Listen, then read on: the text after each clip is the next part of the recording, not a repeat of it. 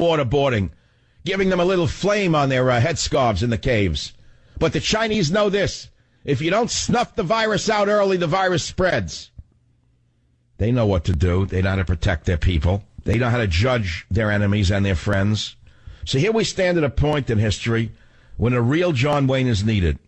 When the rest of the world is looking at us, looking for that hero that John Wayne portrayed in the movies, to stand up to the absolute evil that is right in front of everyone's eyes to see. They're looking at us. They're looking at America to put the fire out and let these animals know that we're not to be messed with. But today's John Wayne, Barack Hussein Obama, will only look into that sunset and lament the carbon footprint that's being created. And so I ask you, look at the world we're living in under this loser in the White House. America is now rooting for an ex-KGB Russian president and an outlaw hacker group, and now probably going to root for the Sicilian mafia as well. It makes you think you've fallen into a well. And it's all because of the zero in the White House, the absolute zero in the White House. But the question to you, the people, is how do you feel about this? We know that we have no government. We know that we have basically a mob running the country. What do you call a government that is not responsive to the people, but a gang? How do you define the difference between a government and a gang? Tell me the answer. Well, we know that a gang is only out for itself. Okay. Can you tell me that the sorority that runs this country is out for you? Okay. Number two, we know that a gang is extremely vicious. Can you tell me that the sorority is not vicious? They haven't come after political opponents in this country in the most vicious manner? So how do you define the difference between a rogue government and a gang? You tell me, because I'm looking for the answer. And because I couldn't find the answer, I spent the year writing Government Zero. And I'll tell you something. I'm not so sure that a gang wouldn't do a better job than Obama's been doing. Because he seems to be not only exhibiting the worst, let us say, characteristics of a mere gang, but he's also not even protecting the people. He isn't even offering us protection. That's the point I'm trying to make. Taxes out of control. Borders broken. Language stepped on. Culture broken. Christianity snapped off the crosses. How much worse can it get? That's what the people are saying. Since we have a clueless, thin, smoking, hostile human being in the White House surrounded by a Girl Scout sorority, we, the Americans, will turn to anybody for protection. Especially when we know we have an idiot running Homeland Security, a former corporate lawyer, Jad Johnson, flooding America with illegals from Syria. It doesn't matter where. Jad Johnson. The only one I trust in the entire intelligence apparatus as an American is the head of the FBI, who says that there are 1,000 investigations going on right now against potential Muslim terrorists. I'd like to see the FBI share that file with this gentleman, Mr. Gambino.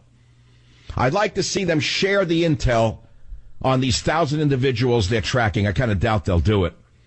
Because you know the 1,000 investigations will be reduced to zero in about 30 days.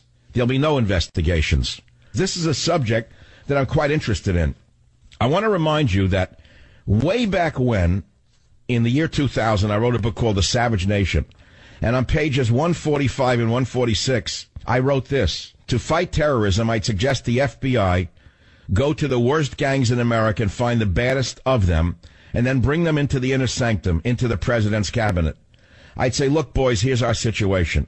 We're at war with these terrorists. Tell us how you would stop it. And I wrote, I guarantee you they'd solve it much faster than those frat boys in Washington. My suggestion isn't a new idea. It's been done before during World War II. The government of elitists knew there was a problem on the waterfronts of America. They knew the Germans had Gestapo spies all over the East and the West Coast. They also knew who controlled the waterfront. They did. Back then, they went to Lucky Luciano and cut a deal with the Mafia. The Mafia made sure the Nazis didn't function on the waterfront anymore, period. End of story. If a German spy was found, he'd get a meat hook in his back and end up swimming with the fishes. Call it longshore justice. That was the end of 99% of the Nazis on the waterfront in New York. It's been done before. It must be done again, or we're all cooked. Today, our leaders hire smart morons from Harvard and Yale to analyze the situation. I say it's time to stop with the frat girls and the sorority girls. There, I gave you the brass tacks. That was what I wrote many years ago. I think I touch on it again in Government Zero. I'm not 100% sure. But we know this. When we have a zero government, the people themselves need to get themselves together to protect themselves from the clueless dunce in the White House. It's that simple. And I found an article on this, how the mob helped the U.S. military in World War II in the Daily Beast, written a while ago. And they give a little more detail on the collaboration between gangsters and naval intelligence during World War II, which the government, by the way, denied for 40 years. And it began after the cruise ship Normandy caught fire and capsized at Pier 88 in Manhattan on the heels of Pearl Harbor. You see, the luxury liner was being retrofitted for U.S. troop deployment when it was bombed in early February 1942 right in New York City. It's a true story. Now, the U.S. Navy suspected Nazi sabotage. Naval officers were rebuffed by the longshoremen on the mob-controlled New York waterfront, men averse to snitching for anybody. And so, for help, the Navy turned to mobster Meyer Lansky, the Jewish gangster.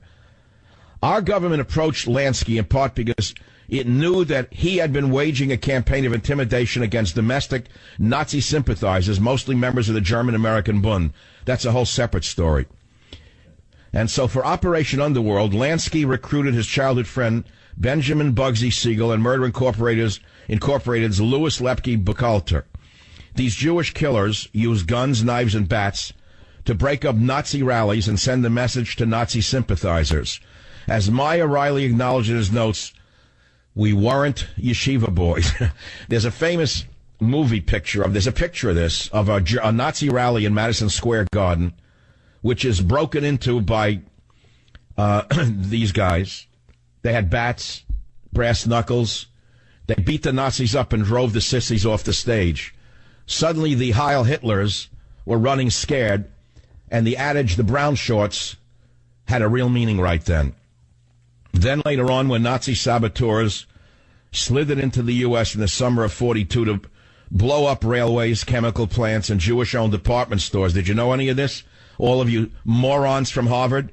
Mob-controlled union members dropped a dime on the operatives that had checked into Manhattan hotels. Eric writes, we'll never know what the boys did to the Nazi sympathizers. They didn't report that to the FBI. Now, what's interesting about this story is that was a trade-off made on this. You see, the imprisoned Charles Lucky Luciano was, I believe, exiled into Sicily, and he couldn't come home.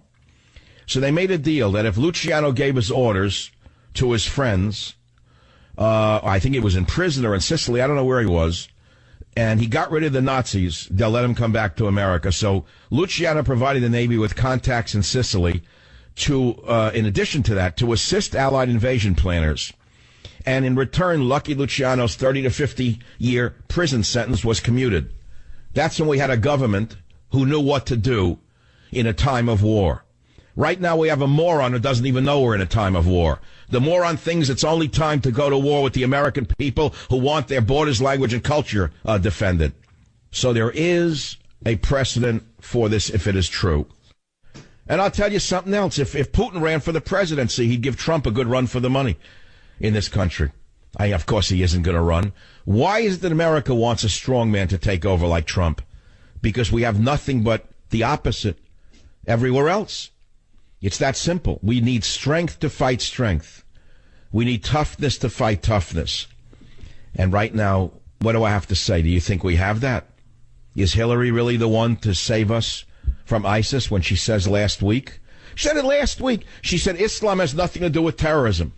Well, you know, it defies logic itself when the organization conducting these most horrible crimes against humanity defines themselves as the Islamic State.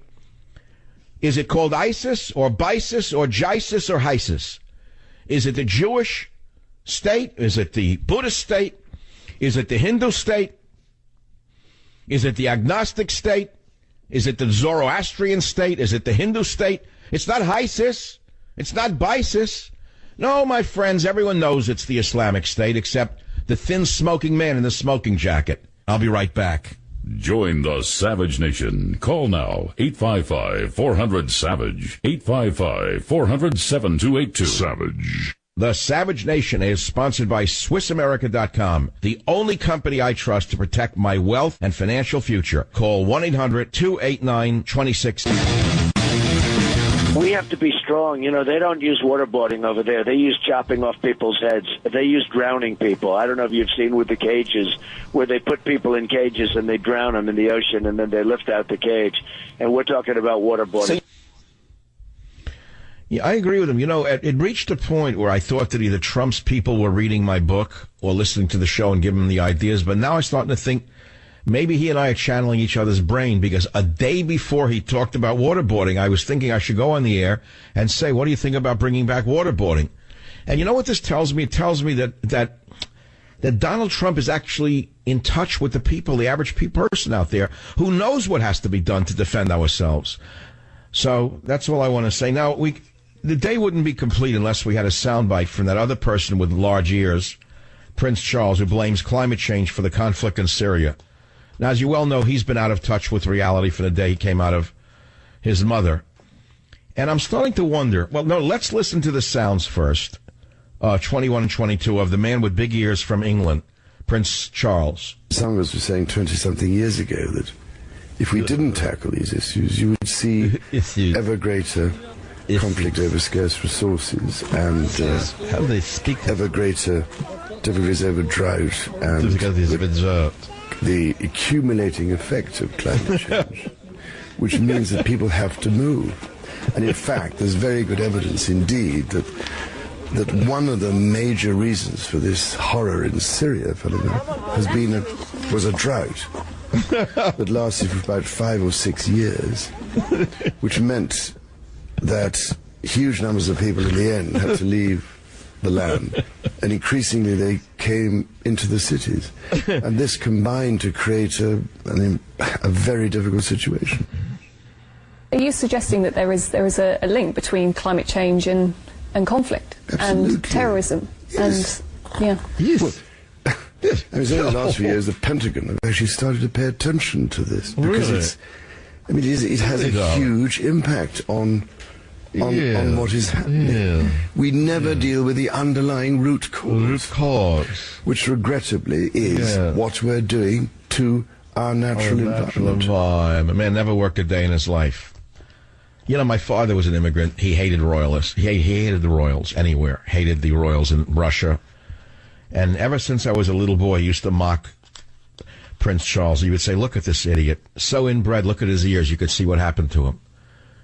You know, now that I think about it, I can't mention this issue, but there is another very prominent world leader with very large ears who doesn't come from royalty, and I wonder if it's about... I can't go down this road, I'm sorry. I could be seen as an earist if I do this, or suffering erophobia. And the last thing I want to be known as in my radio career is as a man who suffered erophobia. But I can't really say I've known anyone with extremely large ears who wasn't as dumb as they come. Totally unconnected to reality. Now, that doesn't mean people with small ears are smart necessarily, or that all people with large or extraordinarily large ears are stupid. I'm just saying that for Prince Charles to blame climate change for the conflict in Syria, and that he has extremely large ears, and for the smoking man in the White House to not even admit that Islam is involved in terrorism, I don't know. Something to do with ears or some other organ?